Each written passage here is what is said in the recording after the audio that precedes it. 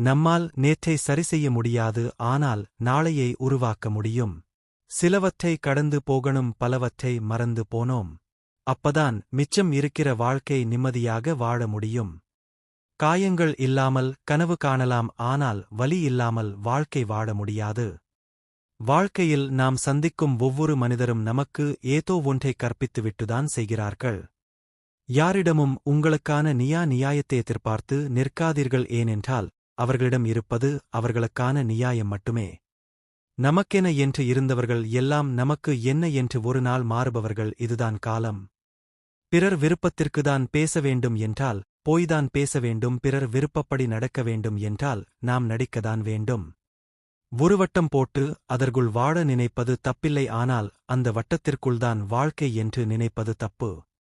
நாம் நினைத்தபடி வாழ முடியவில்லை என்று வருந்தாதீர். நம் நிலைமைக்கு கீழே உள்ளவரை நினைத்துப்பார். நாம் எவ்வளவு உயரத்தில் இருக்கிறோம் என்று தெரியும்.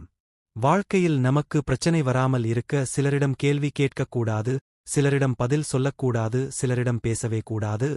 பிறரை பற்றி விமர்சிக்கும் முன் நாம் அந்த இடத்தில் இருந்திருந்தால் நாம் சரியாக நடத்திருப்போமா என்று பார். அதன் பின் உங்கள் மனம் சொல்லும், அவர்களைப் பற்றி விமர்சிக்க உனக்கு தகுதி இருக்கிறதா என்று. நாளை என்ன ஆகும் என்ற பயத்தை விடு, இன்று என்ன செய்யலாம் என்று பார். அதுவே வாழ்க்கையை உயர்த்தும். தேவையில்லாத கேள்விகளுக்கு தெளிவான பதில் மௌனம். எல்லா சூழ்நிலைகளுக்கும் தெளிவான பதில் புன்னகை. நீயாக வாழ கற்றுக்கொள். வாழ்க்கையில் சிலர் விரும்புவார்கள், சில பேர் வெறுப்பார்கள். கவலைப்படாதே, இது உன் வாழ்க்கை.